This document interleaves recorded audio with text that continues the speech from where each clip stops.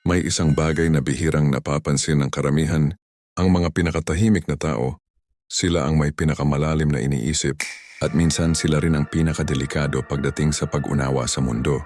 Hindi dahil masama sila, kundi dahil masyado silang mulat.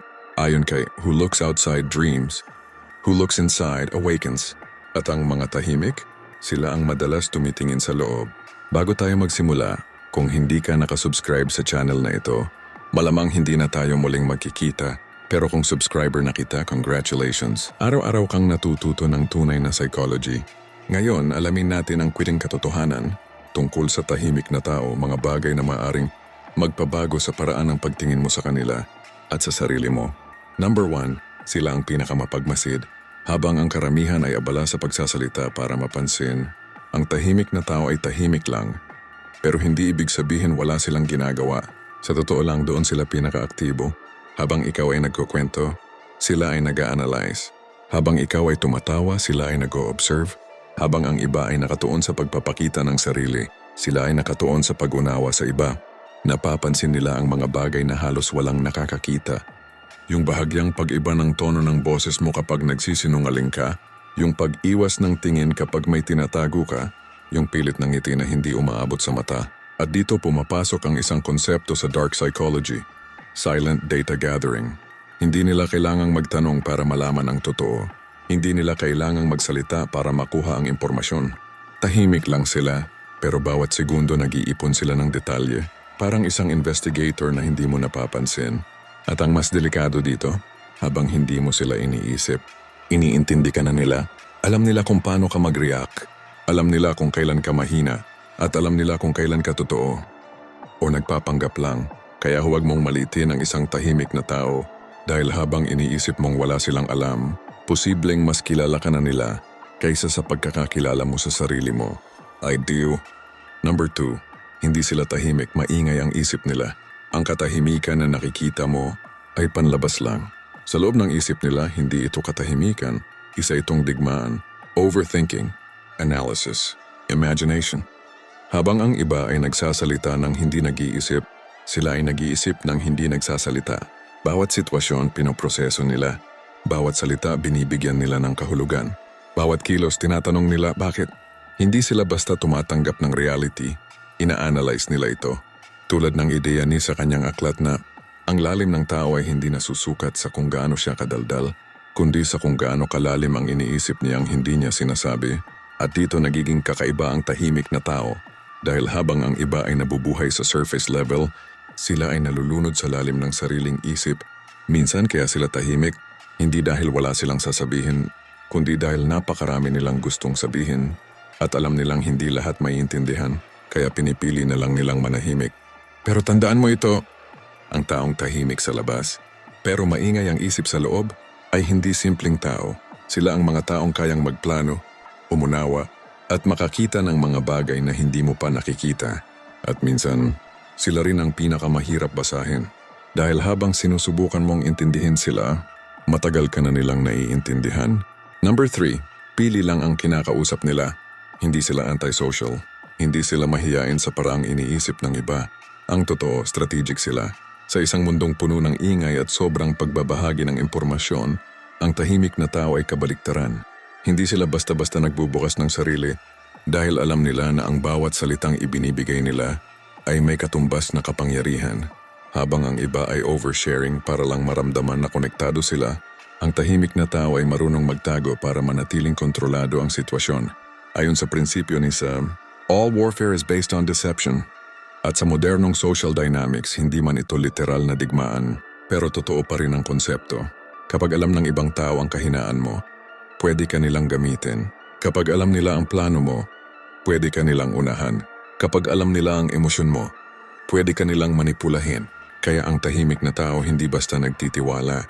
Pinipili nila kung sino ang papapasukin sa mundo nila. Hindi dahil mataas ang ego nila, kundi dahil mataas ang value ng sarili nila. At kapag ikaw ay kinakausap nila ng totoo, ibig sabihin dumaan ka sa tahimik nilang pagsusuri. Napag-aralan ka, napagkatiwalaan ka, at pinili ka. At tandaan mo ito, ang taong hindi nagsasabi ng lahat tungkol sa sarili niya ay ang taong mahirap talunin. I do. Number 4, mataas ang self-awareness nila. May mga taong matalino sa libro, pero hindi marunong umintindi ng sarili. Ang tahimik na tao, kabaliktaran. Hindi man sila laging nagsasalita, pero malalim ang koneksyon nila sa sarili nilang isip at emosyon. Ramdam nila ang energy ng paligid, yung tensyon sa isang kwarto kahit walang nagsasalita, yung inggit na nakatago sa biro, yung plastik ng ngiti na hindi tugma sa tunay na intensyon. Hindi ito aksidente. Ito ay resulta ng patuloy nilang pagmamasid at pag-intindi. Hindi lang sa iba, kundi sa sarili nila. Ayon kay, knowing your own darkness is the best method for dealing with the darkness of other people. At dito nagiging kakaiba ang tahimik na tao. Dahil kilala nila ang sarili nilang kahinaan. Hindi sila madaling maapektuhan ng kahinaan ng iba. Alam nila kung kailan sila maapektuhan. Alam nila kung kailan sila dapat umatras. At higit sa lahat, alam nila kung kailan hindi worth it ang isang sitwasyon. Kaya minsan mapapansin mo, bigla na lang silang nawawala sa isang grupo, umiwas sa isang usapan, o hindi na lang sumasagot. Hindi dahil mahina sila, hindi dahil wala silang pakialam, kundi dahil naiintindihan nila ang epekto nito sa sarili nila. Ito ang klase ng katalinuhan na hindi mo matututunan sa paaralan, hindi mo mababasa sa simpleng libro, at hindi mo makukuha sa pakikipagsabayan sa karamihan. Ito ay bunga ng katahimikan at ng matapang na pagharap sa sarili mong katotohanan. At sa mundong puno ng distraksyon, ang taong may ganitong level ng self-awareness, ang tunay na may control. Number 5, maliit ang circle pero solid. Sa panahon ngayon, parang sukatan ng halaga ang dami ng kaibigan, followers at taong nakapaligid sa iyo. Pero para sa tahimik na tao, hindi dami ang basehan lalim. Hindi nila kailangan ng maraming kasama para maramdaman na sapat sila. Hindi nila kailangan ng ingay para patunayan na may connection sila. Ang kailangan lang nila, totoo. Habang ang iba ay kumukuha ng maraming kaibigan para sa validation, ang tahimik na tao ay nagfi-filter. Hindi lahat pinapapasok. Hindi lahat pinagkakatiwalaan. At lalong hindi lahat binibigyan ng access sa personal nilang mundo. Bakit? Dahil alam nila na hindi lahat ng lumalapit ay may mabuting intensyon. May iba na curious lang, may iba na gumagamit lang. At may iba na nandyan lang kapag convenient. Kaya ang tahimik na tao natuto silang pumili. Ayon sa filosofiya ni, mas mabuti pang mag-isa kaysa mapaligiran ng maling tao. At ito ang prinsipyo na sinusunod nila, kahit hindi nila ito sinasabi. Kaya kung mapapansin mo, kukonti lang ang kaibigan nila. Pero yung iilan na yon, subok na sa oras, sa problema, at sa katahimikan. At kapag ikaw ay naging bahagi ng maliit nilang mundo, hindi ito basta-basta. Hindi ka napunta doon dahil sa pagkakataon. Napunta ka doon dahil pinili ka, pinag-aralan ka, pinagkatiwalaan ka, at tinanggap ka hindi sa ibabaw kundi sa pinakaloob. At tandaan mo, ang tiwala ng tahimik na tao ay hindi madaling makuha. Pero kapag nakuha mo, hindi rin ito madaling mawala. I do. Number 6, hindi sila expressive but they feel deeply.